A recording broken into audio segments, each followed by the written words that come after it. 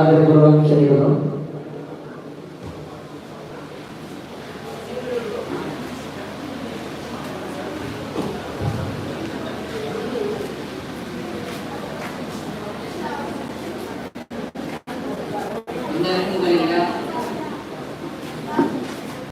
الحمد لله رب العالمين والصلاة والسلام على نبينا محمد خاتم الأنبياء والمرسلين وعلى آله وصحبه أجمعين أما بعد أعوذ بالله من الشيطان الرجيم بسم الله الرحمن الرحيم يا أيها الذين آمنوا لا تتبعوا خطوات الشيطان ومن يتبع خطوات الشيطان فإنه يأمر بالفحشاء والمنكر.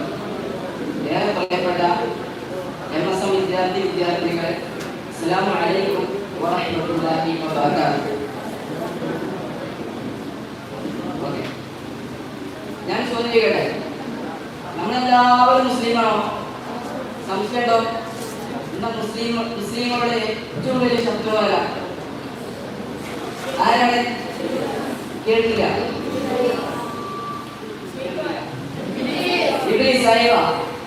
ഈ ഇബ്ലീസ് എങ്ങനെയാണ് നമ്മുടെ ശത്രുവായത് നമുക്ക് എല്ലാവർക്കും അറിയില്ലേ? ആദം അലൈഹിസ്സലാത്തു വസ്സലാം അല്ലാഹു സുബ്ഹാനഹു വ തആല സ്വർഗ്ഗത്തിൽ ആദം അലൈഹിസ്സലാത്തു വസ്സലാമിനെ സൃഷ്ടിച്ചപ്പോൾ ആദമോട് എന്താ പറഞ്ഞത്? ഈ സ്വർഗ്ഗത്തിലുള്ള എല്ലാവരും നിനക്ക് എന്ത് ചെയ്യാം?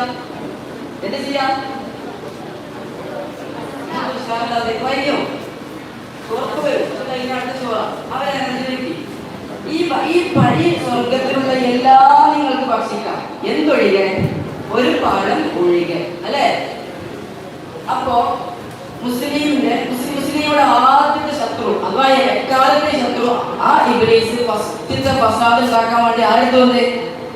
ആദം അലൈഹിസ്സലാത്തു വസ്സലാമിന്റെ അടുത്ത് വന്ന് പറഞ്ഞേ, യാ ആദം, ആ പടച്ചോ പറഞ്ഞ അംഗീകരിക്കണോ? പടച്ചോ എന്തിനു വേണ്ടിയാണ് ആ ഒരു പഴം തിന്നരുത് എന്ന് പറഞ്ഞത്? ആ ഒരു കാരണം നിനക്ക് അറിയിച്ചു. അതിൽ ആദ്യം ഇങ്ങനെ ആലോചിച്ചിട്ട് പറഞ്ഞു, എനിക്കറിയില്ലാവോ, നീ ഈ ഒരു പഴം തിന്നുകയാണെങ്കിൽ, ശരിക്കോ, ഈ ഒരു പഴം നീ തിന്നുകയാണെങ്കിൽ നീ ഞങ്ങളെക്കാട്ടിലും ഉയർന്ന പദവി നീ കരസ്ഥമാക്കും. മാത്രവുമല്ല, ഈ സ്വർഗത്തിൽ എക്കാലത്തും ഭൂമിയിലേക്ക് പോകാതെ ഈ ഒരു സ്വർഗത്തിൽ നീ കാലാകാലം വസിക്കേണ്ടി വരും. അപ്പൊ പടച്ചോന് ഭയങ്കര ബുദ്ധിമുട്ടാവല്ലേ? അതെല്ലാ ചെലവ് പടച്ചോ നോക്കേണ്ടി വരും. അപ്പൊ ഇത് ആ പഴം കഴിച്ചാല് ഇയാളെ കാലാകാലം നിൽക്കേണ്ടി വരും. അപ്പോ അതിനാണ് ആ കാരണം കൊണ്ടാണ് പടച്ചോന് ഈ ഒരു പഴം നീ കഴിക്കരുത് എന്ന് പറഞ്ഞത്. അതില് നമ്മുടെ കാലത്ത് വരാണെങ്കിൽ കൺവിൻസ് ചെയ്യാറില്ലേ? അന്ന് വലിയ പിശാച് ആദം അലൈഹിസ്സലാത്തു വസ്സലാമിനെ കൺവിൻസ് ചെയ്ത്. അപ്പൊ ആദം അലൈഹിസ്സലാത്തു വസ്സലാം നിമിഷം ചിന്തിച്ചിട്ട് പറഞ്ഞേ, ഈ ചിങ്ങായി പറയാൻ ശരിയായിരിക്കാം, എല്ലാവരും ഒരു പഴല്ലേ, കുറെ പഴം ഇത് ഉണ്ടാ പറഞ്ഞില്ല, ഈ കൂട്ടത്തിലൊരു പഴല്ലേ എന്ന് വിചാരിച്ച് എന്ത് ചെയ്തു? ആദം അലൈഹിസ്സലാത്തു വസ്സലാം തിന്നോ? അറിയില്ലയോ? തിന്നോ? യെസ്. അത് തിന്ന കൂട്ടനെ അള്ളാഹുവിന്റെ മറുപടി ഉണ്ട്. അള്ളാഹു ആദം അലൈഹിസ്സലാത്തു വസ്സലാമിനെ എന്ത് ചെയ്തു? ഭൂമിയിലേക്ക് അയച്ചു. അത് അപ്പോൾ തന്നെ ആരെയും പുറത്താക്കി? ഇബ്ലീസിനെ പുറത്താക്കി. ആ പുറത്താക്കിയ ആ ഒരു സന്ദർഭത്തിൽ ഇബ്ലീസ് അവിടുന്ന് പടച്ചവനോട് ശപഥം ചെയ്തിട്ടുണ്ട്, ഏതായാലും നിന്നെ പുറത്താക്കി, ഏതായാലും ഞാൻ കേട്ടാ ഞാൻ നരകത്തിക്കാം. ഇബ്ലീസ് പറയാണ്, ഏതായാലും ഞാൻ നരകത്തിക്കാണ്. അപ്പോ ഇബ്ലീസ് അവർക്ക് ശപഥം ചെയ്തു. അത് അല്ലാഹു സുബ്ഹാനഹു വ തആല ഖുർആനിലൂടെ പറയാണ്, ഖുൽ ഫബിമാ അഗ്വൈതനി ലഅഖഉദന്ന ലഹും സിറാത്തൽ മുസ്തഖീം. ഈ ആദം അലൈഹിസ്സലാത്തു വസ്സലാം മുതലുള്ള അവസാനം വരെയുള്ള എല്ലാ മനുഷ്യരെയും ഞാൻ എന്ത് ചെയ്യും? വഴി പിഴപ്പിക്കും. അഥവാ സന്മാർഗത്തിലൂടെ പോകുന്ന ആ ഒരു മനുഷ്യനെ ഞാൻ തിരിച്ചു കാണി എന്റെ ശൈലിയിലേക്ക്, അഥവാ എന്റെ അണിയായിട്ട് ഞാൻ അവരെ കൊണ്ടുപോകുന്നതാണ്. ഇനി നമ്മൾ നമ്മുടെ ഒരു മനസ്സിലേക്ക്, അഥവാ നമ്മുടെ ജീവിതത്തിലേക്ക് നമ്മൾ തിരിച്ചു വരാം. പിശാചിനെ ഒരിക്കലും നമ്മളെ കൈപിടിച്ചാണ് കൊണ്ടുപോകാൻ സാധിക്കുമോ? ഇപ്പൊ എനിക്ക് ഇവിടെ കൈപിടിച്ച് എനിക്ക് ഇവിടെ കൊണ്ടുവരാൻ സാധിക്കും, ഇല്ലേ? എന്നാൽ പിശാചിന്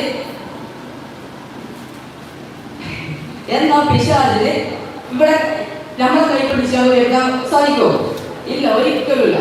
അപ്പോ ഇബ്നു കസീർ റഹിമഹുല്ലാഹ് പോലുള്ള ഒരു മഹാപണ്ഡിതന്മാരെ പിശാചിന്റെ കാഴ്ചപ്പാടുകൾ എങ്ങനെയാണ് മനുഷ്യകുലത്തിലേക്ക് സ്പർശിക്കുന്നത് എന്നുള്ള ഒരു സന്ദർഭം നമുക്ക് വളരെ വ്യക്തമായിട്ട് വിശദീകരിച്ച് തരുന്നുണ്ട്. നമ്മൾ ആ ഒരു സന്ദർഭം വായിച്ചാൽ ആ ഒരു സന്ദർഭം നമ്മൾ മനസ്സിലാക്കിയാൽ എങ്ങനെയാണ് പിശാച് നമ്മളെ പിശാചിന്റെ പാതയിലേക്ക് വഴി പിടിച്ചു കൊണ്ടുപോവുക അഥവാ പിശാചിന്റെ പാതയിലേക്ക് കൈ പിടിച്ചു കൊണ്ടുപോവുക എന്നതാണ്. ആ ഒരു സന്ദർഭം എന്നുള്ളത് ബർസീസ എന്നൊരു പുരോഹിതനായിരുന്നു. ആ ഒരു നാട്ടിൽ ബർസീസ എന്ന പുരോഹിതനാണ്. ആ നാട്ടിലെ ഏറ്റവും വലിയ പണ്ഡിതനായിരുന്നു. ആലിമും മുഅ്മിനും മുസ്ലിമും അല്ലാഹുവിനെ മാത്രം ആരാധിച്ചിരുന്ന ഒരു പണ്ഡിതനായിരുന്നു. ആര്? ബർസീസ. മറക്കരുത്. അങ്ങനെ ഒരു ദിവസം ഈ ബർസീസന്റെ അടുത്തേക്ക് രണ്ട് സഹോദരന്മാർ വന്നിട്ട് അവരുടെ ആവലാതി പറഞ്ഞു. നിങ്ങൾ ഈ നാട്ടിലെ ഏറ്റവും വലിയ പണ്ഡിതനാണ്, അള്ളാഹുവിനെ മാത്രം ആരാധിക്കുന്ന ഒരു മനുഷ്യനാണ്, ഞങ്ങൾക്ക് എല്ലാവർക്കും അറിയാം. ഞങ്ങളുടെ നാട്ടിൽ വലിയൊരു യുദ്ധം നടക്കുന്നുണ്ട്. ആ ഒരു യുദ്ധത്തിന് അള്ളാഹുവിന്റെ മാർഗത്തിൽ ഞങ്ങൾക്ക് യുദ്ധം ചെയ്യാൻ യാതൊരുവിധ മടിയോ തടസ്സവും ഇല്ല. പക്ഷെ ആ ഒരു യുദ്ധത്തിൽ ഞങ്ങൾക്ക് സമാധാനത്തോടെ പോകണമെങ്കിൽ ഞങ്ങളെ വീട്ടില് ഞങ്ങൾക്ക് പുറമെ ഒരു പ്രായപൂർത്തിയായ ഒരു കുഞ്ഞു പെങ്ങളുണ്ട്. ആ ഒരു പെങ്ങളെ വീട്ടിൽ അടിച്ചാക്കിയാടി മാസത്തോളം യുദ്ധത്തിൽ പോകുന്നത് സാധ്യമാണോ? ഒരിക്കലല്ല. അപ്പോ ഞങ്ങളുടെ സഹായം എന്താണെന്ന് വെച്ചാല് ഞങ്ങൾ വരുന്നത് വരെ ഞങ്ങളുടെ ആ കുഞ്ഞു പെങ്ങളെ നിങ്ങളൊന്ന് സംരക്ഷിക്കണം. ഞങ്ങൾ വന്നിട്ട് തിരിച്ചു കൊണ്ടുപോകാം. ഞങ്ങൾക്ക് ഏറ്റവും വിശ്വാസമുള്ളത് ആരാണ്? ഈ ഒരു പുരോഹിതനാണ്. അതുകൊണ്ടാണ് ഞങ്ങൾ ഇത്രയും ദൂരം കാണ്ടി നിങ്ങളുടെ അടുത്തേക്ക് വന്നതെന്ന് പറഞ്ഞു. അത് കേട്ട ഉടനെ ബർസീസ പറയാം, കാരണം ഞാനും ഒരു മനുഷ്യനാണ്, എന്റെ മനസ്സിൽ എന്ത് ചെയ്യാം, ചഞ്ചലമാകാം. അപ്പൊ എനിക്ക് അത് ഒരിക്കലും സാധിക്കില്ല, നിങ്ങളെ ദയവ് ചെയ്ത് നിങ്ങൾ തിരിച്ചു പോകണം പറഞ്ഞു. അങ്ങനെ അവരെ നിരാശയോടെ അവരുടെ നാട്ടിലേക്ക് തിരിച്ചു പോകുന്ന ആ സന്ദർഭത്തിൽ ഇനിയാണ് നമ്മൾ ശ്രദ്ധിക്കേണ്ടത്. ആ ഒരു സന്ദർഭത്തിൽ ആരാണ്? ഇബ്ലീസാണ്. ഇനിയാണ് ശ്രദ്ധിക്കേണ്ടത്. ഇബ്ലീസിന്റെ കാൽച്ചുവടുകൾ നമ്മുടെ മനസ്സിലേക്ക് എങ്ങനെയാണ് ഇബ്ലീസ് ബുദ്ധി ഇറക്കുന്നത് എന്നുള്ളത്. ഇബ്ലീസ് ബർസീസയുടെ മനസ്സിലേക്ക് ഇങ്ങനെ മന്ത്രിച്ചു കൊടുത്തു, നിങ്ങൾ എന്ത് പണി നിങ്ങൾ കാണിച്ചേ? അവർ അല്ലാഹുവിന്റെ മാർഗ്ഗത്തിൽ യുദ്ധം ചെയ്യാൻ പോലെ അതിനെന്തൊക്കെ തടസ്സം? ഇൻ കേസ് അവർ യുദ്ധത്തിന് പോയി ആ ഒരു കുഞ്ഞു പെങ്ങൾ അവർ വേറെ ആരെങ്കിലും ഏൽപ്പിച്ച് ഇൻ കേസ് ആ ഒരു കുഞ്ഞു പെങ്ങൾക്ക് എന്തെങ്കിലും സംഭവിച്ചാൽ നാളെ പഠിച്ചവർക്ക് ആര് മറുപടി പറയേണ്ടി വരും? ഈ ഒരു ബർസീസ നിങ്ങൾ മറുപടി പറയേണ്ടി വരും. ആര് പറഞ്ഞേ? ഇബ്ലീസ് പറഞ്ഞു. ബർസീസ ഇങ്ങനെ കുറച്ച് ആലോചിച്ച് പറഞ്ഞു, ശരിയാണല്ലോ, അങ്ങനെയാണ് എനിക്ക് അവരെ തിരിച്ചു വിളിക്കാം. മാത്രമല്ല എനിക്ക് 2 വീടുണ്ട്. എന്റെ വീടിന് തൊട്ട് പിറകെ തന്നെ ഒരു വീടുണ്ട്. ആ ഒരു വീട്ടില് ആ കുഞ്ഞു പെങ്ങൾ താമസിക്കാൻ ആ പുരോഹിതൻ വിചാരിച്ചു. അങ്ങനെ അവരെ തിരിച്ചു വിളിച്ചു, ഇതിന്റെ കാര്യങ്ങളൊക്കെ പറഞ്ഞു. എനിക്ക് 2ാമതൊരു സത്രമുണ്ട്, കുടിലുണ്ട്. ആ ഒരു കുടിയിൽ ഞാൻ അവിടെ താമസിക്കാം. ഞാൻ എന്ത് രാവിലെ ഭക്ഷണം ഉണ്ടാക്കുമ്പോ അതിന്റെ പകുതി ഞാൻ അവൾക്ക് കൊടുക്കാന്ന് പറഞ്ഞു. ഇത് കേട്ടപ്പോൾ ആർക്ക് വളരെയധികം സന്തോഷമായി. ആ 2 സഹോദരന്മാർക്ക് സന്തോഷമായി. അവളെ ബർസീസയെ ഏൽപ്പിച്ച് സമാധാനപരമാക്കി അവർക്ക് പോയി യുദ്ധത്തിന് അല്ലാഹുവിന്റെ മാർഗത്തിൽ യുദ്ധം ചെയ്യാൻ പോയി. അങ്ങനെ പിറ്റേ ദിവസമായി ബർസീസ എന്ത് ചെയ്യും? രാവിലെ ഭക്ഷണം തയ്യാറാക്കും.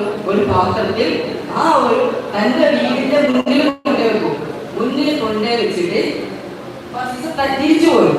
പിന്നെ ആ ഒരു സ്ത്രീ വന്നിട്ട് ആ ഒരു പാത്രം എടുക്കും, അവളുടെ കുടിലേക്ക് പോകും, ഭക്ഷണം കഴിക്കും, ആ ഒരു പാത്രം വെക്കും. ഇതിങ്ങനെ റൊട്ടീനായിട്ട് 2-3 ദിവസം അങ്ങനെ കുഴപ്പമില്ലാതെ നടന്നുപോയി. വീണ്ടും അങ്ങനെ ആരിറങ്ങി? ഇബ്ലീസ് എന്ന് പറയും. ഇബ്ലീസിന്റെ പണി എന്ന് പറയുന്നത് തന്നെയാണ്. നമ്മളെ ഇബ്ലീസിന് വേണ്ടി ഒരു വാതിൽ തുറന്നു കൊടുത്തോ നമ്മുടെ ജീവിതത്തിലേക്ക് ഇബ്ലീസ് കൈ കാണിക്കും. ആ ഒരു വണ്ടിയിൽ ഇബ്ലീസ് നമ്മൾ പോകുന്ന സമയത്ത് ഒരു മനുഷ്യൻ കൈ കാണിക്കുമ്പോൾ ആദ്യം ബാക്ക് സീറ്റിൽ കയറും, പിന്നെ അത് ഫ്രണ്ട് സീറ്റിലാവും, പിന്നെ അത് ഡ്രൈവർ സീറ്റിലാവും. അതുപോലെ തന്നെയാണ് മനുഷ്യ ജീവിതത്തിലും ഇബ്ലീസിന്റെ പണി എന്നുള്ളത്. ആദ്യം നമ്മൾ ഇബ്ലീസിന് വേണ്ടി ഇബ്ലീസ് കൈ കാണിച്ചാൽ നമ്മൾ നിർത്തിയോ, ഇബ്ലീസിന് ഫസ്റ്റിന്റെ വാതിൽ നമ്മൾ തുറന്നു കൊടുത്തോ നമ്മുടെ ജീവിത താക്കോൽ ഇബ്ലീസ് കരസ്ഥമാക്കും എന്നുള്ളത് യാതൊരു സംശയമില്ല. അങ്ങനെ ബർസീസിന്റെ മനസ്സിലേക്ക് വീണ്ടും 2ാമത്തെ സിറിഞ്ചായിട്ട് ഇബ്ലീസ് വീണ്ടും ആയി. ഇബ്ലീസ് പറഞ്ഞു, 2-3 ദിവസം നീ ഇങ്ങനെ ഈ ഒരു കാര്യങ്ങൾ ചെയ്യണ്ടല്ലോ, ഇതിനോട് നീ തൃപ്തിയാണോ? നീ അങ്ങനെ എന്തുകൊണ്ട് അവിടെ പോയി സംസാരിച്ചുകൂടാ? അല്ലെങ്കിൽ ആ ഭക്ഷണം എന്തുകൊണ്ട് അവളുടെ മുറ്റത്തിലേക്ക് അവളുടെ വീടിനുള്ളിലേക്ക് എന്തുകൊണ്ട് നിനക്ക് വെച്ചുകൂടാ? ഭക്ഷണമല്ലേ, അതല്ലേ അതിൻ്റെ ഒരു മാന്യത. അപ്പൊ ബർസീസ എന്ത് ചെയ്തു? അത് അംഗീകരിക്കില്ലയോ? തീർച്ചയായിട്ടും അതും അംഗീകരിച്ചു. അങ്ങനെ ബർസീസ ആ ഒരു ഭക്ഷണപാത്രം തന്റെ ആ ഒരു സ്ത്രീയുടെ വീട്ടുമുറ്റത്തെത്തി. അത് 2-3 ദിവസം കഴിഞ്ഞു വീണ്ടും ഇബ്ലീസ് അടുത്ത മന്ദം, നീ ഏതായാലും അവിടെ എത്തല്ലേ, നിനക്കൊരു സംസാരിച്ചതല്ല. ഇത്രയും കാലം നിനക്ക് അവൾക്ക് അറ്റ്ലീസ്റ്റ് ഒരു പേരെങ്കിലും അവളുടെ അറിയോ ഇല്ല, അറ്റ്ലീസ്റ്റ് അവളുടെ ഒരു നാടെങ്കിലും നിനക്കറിയോ ഇല്ല. എന്ത് മനുഷ്യനാണോ നീ, ഇനി ഇങ്ങനെയാണോ ഈ മനുഷ്യരെ പഠിപ്പിക്കുന്നത്, നീ ദഅവത്ത് ചെയ്യുന്ന ഒരു മനുഷ്യനല്ലേ എന്ന് പോലുള്ള ഒരു മന്ത്രം ആര് കൊടുത്തു? ഇബ്ലീസ് കൊടുത്തു. വീണ്ടും ബർസീസ അതും വിശ്വസിച്ച് അവളോട് ആ ഭക്ഷണം കൊണ്ടേ കൊടുക്കുന്ന ആ ഒരു സമയത്ത് അവളോട് സംസാരിച്ചു. അങ്ങനെ ആ ഒരു സംസാരം കൂടി കൂടി കൂടി അവസാനം ഇവിടെ ഒരു നേരമെങ്കിലും കാണാതിരിക്കാൻ അത് കഴിഞ്ഞില്ല, ബർസീസിന് കഴിഞ്ഞില്ല. അങ്ങനെ പിശാച് തന്റെ 50% പിശാചിന്റെ ആ മിഷൻ അവിടെ തയ്യാറാക്കിയിരിക്കുന്നു. അങ്ങനെ അടുത്ത മന്ത്രം ഇട്ടു, എടോ നീ ഏതായാലും അവളോട് സംസാരിക്കുന്നില്ലേ, നിനക്കൊന്നും അവളെ സ്പർശിച്ചാലുണ്ടോ? ഏതായാലും ഇത്രയും നല്ല നിങ്ങൾ ടെസ്റ്റ് ചെയ്യാൻ അങ്ങനെ കണ്ടായില്ലേ, ഇത്രയും കാലഘട്ടം ആയിട്ട് നിനക്കൊന്ന് സ്പർശിച്ചൂടെയാണോ? അങ്ങനെ അത് അംഗീകരിച്ചു.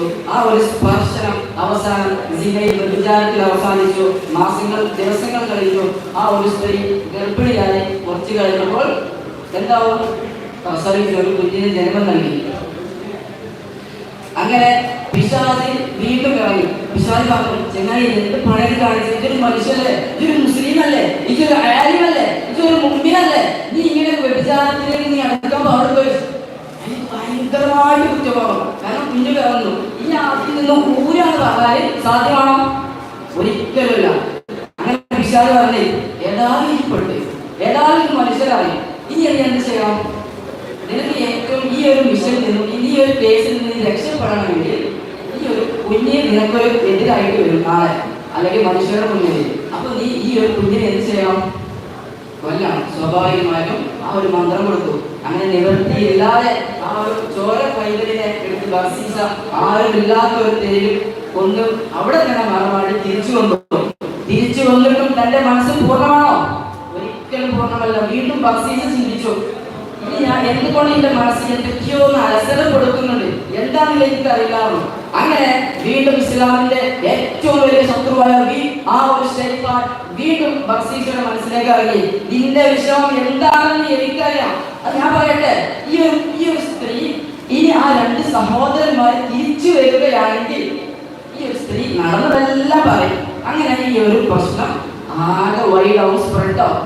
അപ്പൊ നിനക്ക് അടുത്ത ചോയ്സ് എന്താ? ഇവളെയും കൊല്ലുക എന്നുള്ളതാണ്. അങ്ങനെ നിവൃത്തിയില്ലാതെ ഈ ഒരു സ്ത്രീയെയും കൊലപ്പെടുത്തി എന്നാണ് ചരിത്രം നമുക്ക് പരിശോധിച്ചാൽ മനസ്സിലാവും. നമ്മൾ ചിന്തിക്കണം, ആദ്യം ഏറ്റവും വലിയ പുരോഹിതനായ, ഏറ്റവും ആലിമായ, അള്ളാഹു ഏറ്റവും പദവി നൽകിയ ഒരു പണ്ഡിതൻ ഇപ്പൊ ഇവിടെ നിൽക്കണേ കൊലപാതകനായിട്ട് അഥവാ വ്യഭിചാരം ചെയ്തു. അത് മാത്രമല്ല, 2 ആൾക്കാരെ കൊന്ന ഒരു മനുഷ്യനാണിത് ഇദ്ദേഹം. അങ്ങനെ കുറെ കാലത്തിന് ശേഷം ആര് തിരിച്ചു വന്നു? ഈ 2 സഹോദരന്മാരെ യുദ്ധം കഴിഞ്ഞു. അവര് സന്തോഷത്തോടെ തന്നെ ഈ കുഞ്ഞു പെങ്ങളെ കാണുവാൻ വേണ്ടി അവര് തിരിച്ചു വന്നു ഉടനെ ഇദ്ദേഹം വിഷയമായി എന്തെങ്കിലും കളവ് പറയണല്ലോ. അങ്ങനെ ഇവർ കണ്ട ഉടനെ എന്തെന്ന് വെച്ചാല്, നിങ്ങൾ പോയ പിറ്റേന്ന് 2 ദിവസങ്ങൾക്ക് ശേഷം അവൾക്ക് മാരകമായ ഒരു അസുഖം വന്നു. പക്ഷെ ഞാൻ ഈ ലോകത്തിലുള്ള എല്ലാ മരുന്നും കൊടുത്തെങ്കിലും ഒന്നും അതിന് ഫലപ്രദമായിട്ടില്ല. അള്ളാഹു അവളെ തിരിച്ചു വിളിച്ചു എന്ന് പറഞ്ഞാൽ ഒരു വ്യാജ ഖബർ കാണിച്ചു കൊടുത്തു. എന്നിട്ട് അവര് ആ ഒരു ഖബറിന്റെ മുന്നിൽ പ്രാർത്ഥിച്ചു. അവരുടെ നാട്ടിലേക്ക് പോയി. അവർക്ക് ഒരു സംശയമില്ല. കാരണം ഇത് ആരായിരുന്നു? ആ നാട്ടിലെ ഏറ്റവും വലിയ പണ്ഡിതനായിരുന്നു, മുഖ്യനായിരുന്നു, ഒരിക്കലും കളവ് പറയാത്ത ഒരു മനുഷ്യനായിരുന്നു. ആ ഉന്നത പദവിയിലുള്ള ആ ഒരു മനുഷ്യത്വം നിൽക്കുന്നത് ഏറ്റവും കൊടൂര ക്രിമിനലായിട്ടാണ് ഇവിടെ നിൽക്കുന്നത്. അങ്ങനെ ആ ഒരു 2 സഹോദരന്മാരെ തന്റെ വീട്ടിലെത്തി ദുഃഖമെല്ലാം അവരെ പ്രഖ്യാപിച്ച അവര് രാത്രി കിടന്നുകൊള്ളുന്ന സമയത്ത് ഈ ഒരു കുഞ്ഞു പെങ്ങൾ അവർ 2 ആളുടെ സ്വപ്നത്തിൽ വന്നേ.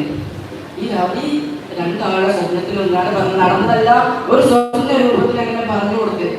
മാത്രമല്ല അവളെ മറമാടിയ ആ ഒരു സ്ഥലം അവൾ സ്വപ്നത്തിൽ കാണിച്ചു കൊടുത്തു. പിറ്റേ ദിവസമായി രാവിലെയായി 2 ആൾ അങ്ങോട്ട് പറഞ്ഞാലും ഇന്ന് ഇതേ സ്വപ്നം കണ്ടു.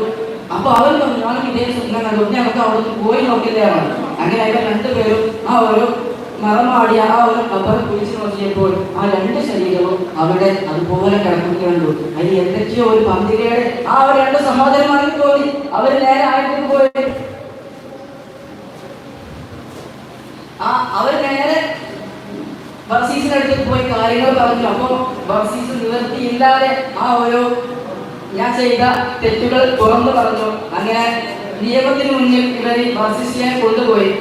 അങ്ങനെ എല്ലാം നഷ്ടപ്പെട്ട ഒരു ബർസീസ അവിടെ തനിച്ചായി നിൽക്കുന്ന ആ ഒരു സമയത്ത് നിയമകൂടം വിധിച്ചു. എന്ത്? കൊലപാതകന് മരണമല്ലാതെ വേറെ ഒരു വിധിയില്ല എന്നുള്ള ആ ഒരു വിധി നിയമകൂടം വിധിച്ചു. അങ്ങനെ എല്ലാവരും കുറ്റപ്പെടുത്തി ആ ഒരു സൈഡിൽ ബർസീസ് തനിച്ചായിരിക്കുന്ന ആ ഒരു സന്ദർഭത്തിൽ ഇതിനെല്ലാം കാരണക്കാരായ മുസ്ലിങ്ങളുടെ എല്ലാം ശത്രുവായ ആരെ?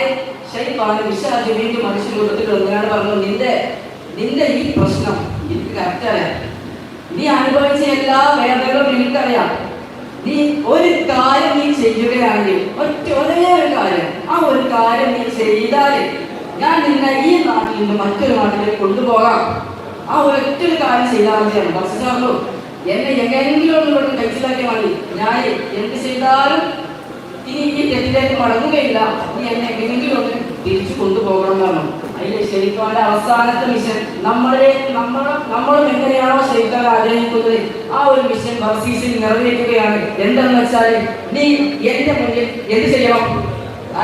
സുജൂദ് ചെയ്യണം. നീ എന്റെ മുന്നിൽ സുജൂദ് ചെയ്യുകയാണെങ്കിൽ ഞാൻ നിന്നെ ഈ നാട്ടിൽ നിന്നും അപ്രത്യക്ഷമാക്കി വേറെ നാട്ടിൽ എത്തിക്കാന്ന് പറഞ്ഞു. വേറെ നിവർത്തിയില്ലാതെ ബർസീസ് അത് ചെയ്യൂലേ? ബർസീസിന് വേറെ ഒരു ചോയ്സ് ഇല്ല. ബർസീസ് അത് ചെയ്യുകയും ചെയ്ത ഉടനെ കാഫിറായി പിശാചിന് തോന്നിയ ഉടനെ പിശാച് ഇവിടെ പോയി അപ്രത്യക്ഷമായി. അങ്ങനെ ചരിത്രം നമ്മളോട് പറയുന്നത് ബർസീസിനെ തൂക്കിലേറ്റി എന്നുള്ളതാണ്. എന്താണ് ഇതിന്റെ ഗുണപാഠം? ഏറ്റവും ആര്യമായ ഏറ്റവും ഉന്നത പദവിയിലുള്ള ആ ഒരു മനുഷ്യൻ അവസാനം മരിച്ചത് എങ്ങനെയാണ്? ശിർക്ക് ചെയ്ത് കാഫിറായിട്ട് ഏറ്റവും അധപ്പതിച്ച് നരകത്തിന്റെ അവകാശിയായിട്ടാണ് മരിച്ചത്. ഇതുപോലെ തന്നെ ആ ഒരു മനുഷ്യനെ ബർസീസിനെ ശൈത്താന് വഴി കേൾപ്പിക്കുവാൻ സാധിക്കുമെങ്കിൽ നമ്മുടെ ഈമാനെ എന്തുകൊണ്ട് ശൈത്താന് മാറ്റിക്കൂടാ? നമ്മളെ ശ്രദ്ധിക്കാനുള്ളത് പടച്ചോൻ നാളെ ചോദിക്കും, നീ നിന്റെ യുവത്വ കാലഘട്ടം നീ എങ്ങനെ ചെലവഴിച്ചു? അതിൽ പ്രധാനപ്പെട്ടത് നീ നിന്റെ വയസ്സ് എങ്ങനെ ചെലവഴിച്ചു? അതിൽ പ്രധാനപ്പെട്ടത് നീ നമ്മുടെ ഈ ഒരു ഏജ്, ഈ ഒരു പ്രായം നീ എങ്ങനെ ചെലവഴിച്ചു? റീൽസിലായിട്ടും ഫോണിലായിട്ടും എല്ലാവരുടെ ഗെയിമിലാണെങ്കിലും ഈ സമയം നീ അതിൽ സ്പെൻഡ് ചെയ്തു. അവിടെ നമുക്ക് എല്ലാവർക്കും അറിയാം, നാളെ ഗസക്കാരെ കൊണ്ടുവരികയാണെങ്കിൽ അവരോട് ചോദിക്കും, നിങ്ങൾ എനിക്ക് വേണ്ടി എന്ത് ചെയ്തെന്ന് ചോദിച്ചാൽ ഗസക്കാരെ ഒരു പക്ഷേ പറയും, അല്ലാഹുവേ എന്റെ ജീവിതം ഞാൻ നിങ്ങൾക്ക് സമർപ്പിച്ചേ. അപ്പോ നമ്മളോട് ചോദിക്കുമ്പോൾ നമുക്ക് എന്താ പറയണ്ടാവുക?